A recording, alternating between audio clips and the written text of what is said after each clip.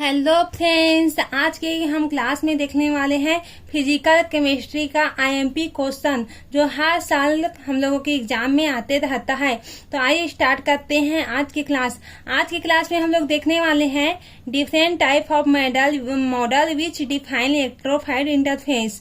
यहाँ साइंटिस्ट ने क्या क्या इसका डिस्ट्रीब्यूशन किया था, इसके बारे में हम लोग डिटेल में देखेंगे।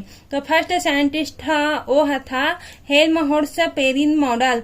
यह पेरिन मॉडल होता है, हेल्महोल्ट्ज पेरिन मॉडल, जो कि साइंटिस्ट के नाम पे दिया गया है।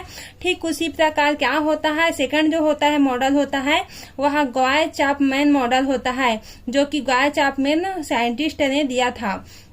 तो इसको स्टार्ट करते हैं। इन्होंने बताया था कि इलेक्ट्रोफाइल इंटरफेस में इलेक्ट्रोड और सोल्यूशन के बीच माइनस और प्लस चार्ज एक फिक्स लेयर में करेक्ट होते हैं। तो यहाँ पर क्या होता है फ्रेंड्स, यहाँ पर माइनस और प्लस चार्ज होता है, यहाँ एक दूसरे के फिक्स लेयर में यहाँ प्रेजेंट होते हैं। इसी को बताया था किसने, हेल्महोल्ट्ज पेरिन मॉडल ने बताया था। Minus charge plus charge interface में फिक्स्ड लेयर में यह अरेंज होते हैं। अपोजिट चार्ज वाले आयन फिक्स्ड लेयर में होते हैं। इससे पैरेलल प्लेट कैपेसिटर का फॉर्म होता है। क्या होता है, यहाँ पर कैपेसिटर का फॉर्म होता है, क्योंकि यह अपोजिट लेयर में प्रेजेंट होता है। माइनस चार्ज और प्लस चार्ज होता है, वह अपोजिट लेयर में प्रेजेंट होने के कारण यहाँ पर क्या पाया जाता है, पैरेलल प्लेट कैपेसिटर का फॉर्मेशन होता है। और यहाँ पर क्या होता है, जब चार्जर स्टोर होता है, चार्ज स्टोर होता है, यहाँ पर जो ये पैरेलल होता है प्लेट कैपेसिटर होता है, ये एक दूसरे के पैरेलल होता है। ये कौन सा, ये बताया था हेल्महोल्ट्ज पेरिन मॉडल ने बताया था। ठीक उसी प्रकार गॉय चैपमैन मॉडल क्या कहता है, उसको अब हम लोग देखने वाले हैं कि गॉय चैपमैन ने क्या बताया था। गॉय चैपमैन एक साइंटिस्ट का नाम है फ्रेंड्स। इन्होंने बताया हुआ था, गॉय चैपमैन ने बताया था रिमूव द फिक्स्ड लेयर। इसमें इलेक्ट्रोड व इलेक्ट्रोलाइट सॉल्यूशन के बीच माइनस व प्लस चार्ज फिक्स लेयर में नहीं पाए जाते हैं, जबकि हेल्महोल्ट्ज में पाए जाते हैं। ये एक दूसरे के अपोजिट होता है। इसमें पाया गया है ना फ्रेंड्स कि यहाँ पर फिक्स लेयर में होता है, कि इसमें हेल्महोल्ट्ज पेरिन मॉडल में, जबकि गॉय चैपमैन ने बताया था कि जो माइनस चार्ज है और प्लस चार्ज है ये फिक्स्ड लेयर में नहीं होता है। तो क्या होता है, इसमें इलेक्ट्रोड व इलेक्ट्रोलाइट सॉल्यूशन के बीच माइनस व प्लस चार्ज फिक्स्ड लेयर में नहीं होते हैं, अर्थात क्या होता है, अपोजिट चार्ज वाले आयन डिफ्यूज्ड स्कैटर्ड फॉर्म में पाए जाते हैं।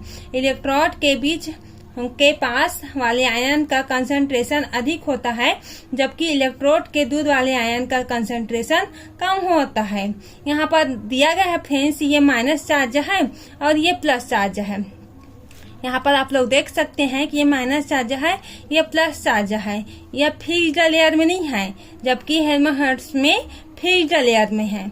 तो जो दूध है, यहाँ पर दूध है, इनका कंसंट्रेशन कम पाया जाता है, लेकिन ये पास में जो चार्ज लगा होता है इनका कंसंट्रेशन अधिक होता है। यही बताया गया है कि इलेक्ट्रोड के पास वाले आयन का कंसंट्रेशन अधिक होता है। यहाँ पर के पास वाले का जो आयन रहेगा उनका कंसंट्रेशन अधिक होगा, जबकि यहाँ से यहाँ तक दूध हो गया, यहाँ से यहाँ तक इसकी दूरी बहुत ज्यादा हो गई, इसलिए इनका कंसंट्रेशन क्या हो जाएगा, बहुत कम हो जाएगा। तो इस तरह से इसका मॉडल दिया गया है, आप लोग अच्छे से देख सकते हैं और इसको अपने कॉपी में लिख लें अच्छे से। डिफ्यूज्ड स्कैटर्ड, यहाँ पर क्या होता है फ्रेंड्स, चार्ज डेंसिटी होता है। इलेक्ट्रोड हाइड्रोजन चार्ज डेंसिटी अधिक होती है, जबकि इलेक्ट्रोलाइट सॉल्यूशन में जो चार्ज होता है डेंसिटी होती है वो बहुत कम होती है। कहा गया है कि इलेक्ट्रोड हाइड्रोजन चार्ज डेंसिटी बहुत अधिक होती है, जबकि इलेक्ट्रोलाइट सॉल्यूशन में चार्ज डेंसिटी बहुत कम होती है। तो यहाँ पर होता है इलेक्ट्रोलाइट सॉल्यूशन होता है जिनका कंसंट्रेशन बहुत कम होता है, यहाँ पर का कंसंट्रेशन हाई होता है। और ये होता है, सपोज इलेक्ट्रोड में चेंज 10 है तो इलेक्ट्रोलाइट सॉल्यूशन में चेंज 8765 होती है। यही बताया गया है फ्रेंड्स। ये जस्ट एक दूसरे के अपोजिट होता है। हेल्महोल्ट्ज और गॉय चैपमैन हायर मोड्स में क्या होता है, जो माइनस चार्ज है प्लस चार्ज है वो फिक्स लेयर में होता है, जबकि ग्वाय चाप मैंने क्या बताया था, जो माइनस और प्लस चार्ज है वो फिक्स लेयर में नहीं होता है, मीन्स माइनस और प्लस चार्ज डिस्ट्रीब्यूटेड होता है। तो जो माइनस चार्ज ये इलेक्ट्रोड लगा होता है फ्रेंड्स, इसमें माइनस चार्ज प्रेजेंट होता है और ये डिस्ट्रीब्यूशन के फॉर्म में प्लस चार्ज होता है। तो यहाँ पर क्या होता है, यहाँ पर जो आयन है इलेक्ट्रोड से दूर है, इसलिए इनका कंसंट्रेशन बहुत कम होगा, जबकि इलेक्ट्रोड और इसका प्लस चार्ज है वो पास में रहेगा तो कंसंट्रेशन अधिक होगा। इसी को ग्वाय चैपमैन मॉडल कहते हैं। तो ये सपोज इलेक्ट्रोड में ये इसका दिया गया है कि Q यहाँ पर QM हाई होता है QS से, तो QS equal to electrolyte solution होता है। यहाँ पर ये इलेक्ट्रोलाइट सोल्यूशन होता है और OHP मतलब यहाँ पर और देखेंगे फ्रेंड्स जो होता है आउटर हेल्महोल्ट्ज पेरिन मॉडल होता है, प्लेन मॉडल होता है। तो अब इसका हम लोग इक्वेशन देखेंगे, इसका इक्वेशन कैसे होता है, कैपेसिटेंस देखेंगे, इसका कैपेसिटेंस कैसे होता है उसके बारे में पढ़ेंगे और इसका फॉर्मूला देखेंगे। क्या होता है कैपेसिटेंस C का जो फार्मूला होता है ये कैपेसिटेंस C है फ्रेंड्स, जो आप लोगों को अच्छे से क्लियरली दिख रहा होगा।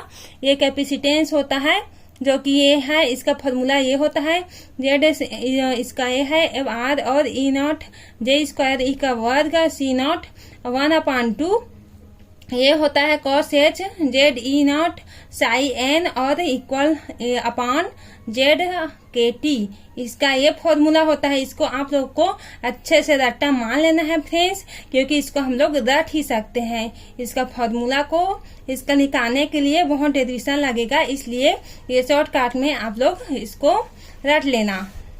अब इसका हम लोग देखेंगे ER यहाँ पर क्या होता है, जो ER होता है यहाँ पर वो होता है डाई इलेक्ट्रिक कांस्टेंट होता है। अब सोल्यूशन का डाई इलेक्ट्रिक कांस्टेंट होता है, जबकि D इक्वल क्या होता है, डिस्टेंस ऑफ इलेक्ट्रोलाइट होता है, और सोल्यूशन में जो होता है डिस्टेंस ऑफ इलेक्ट्रोलाइट को बताता है जो D होता है।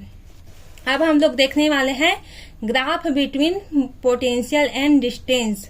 इसका ये ग्राफ होता है फ्रेंड्स, इसका J होता है वैलेंसी, C0 होता है कंसंट्रेटेड ऑफ स्पेसिस, और E होता है इलेक्ट्रॉनिक चार्ज, और K होता है वोल्टेज मान कांस्टेंट, और T होता है टेम्परेचर, और cos होता है cos H J E0 psi0 क्या होता है आउटर लेयर पोटेंशियल एनर्जी का डिफरेंस होता है। इसका ये पूरी अच्छे तरह से जो यहाँ पर इक्वेशन दिया गया है इसी को यहाँ पर दिया गया है कि J होता है वैलेंसी होता है, ER क्या होता है dielectric constant of solution होता है, जबकि यहाँ पर जो J होता है क्या होता है वैलेंसी होता है, C0 क्या होता है यहाँ पर ये C0 दिया है वो क्या होता है कंसंट्रेटेड ऑफ स्पेसिस है, और E क्या होता है यहाँ पर E होता है इलेक्ट्रिक चार्ज होता है, और जो K होता है वो वोल्टेज मान कांस्टेंट होता है, और T टेम्परेचर, और cos H J E0 psi0 ये आउटर लेयर पोटेंशियल डिफरेंस होता है। और इसका ग्राफ ये दिया गया है फ्रेंड्स, यहाँ पर ये पोटेंशियल एनर्जी है, एनर्जी इंक्रीज हो रही है तो डिस्टेंस क्या हो रहा है, यहाँ पर डिस्टेंस जो है डिक्रीज हो रहा है, ये डिक्रीज होता है, डिक्रीज का साइन होता है ग्राफ में, और ये इंक्रीजेस का साइन होता है। तो पोटेंशियल जो होता है इंक्रीज हो रहा है तो डिस्टेंस क्या होता है ये डिक्रीज हो रहा है। इलेक्ट्रोड से आयन की यह दूरी है। तो इस प्रकार से आज का लेक्चर यहीं से फिनिश करते हैं फ्रेंड्स। मेरा लेक्चर पसंद आया होगा तो अपने ग्रुप में और अपने फ्रेंड में शेयर जरूर करना ताकि उन लोगों का भी हेल्प हो सके। धन्यवाद।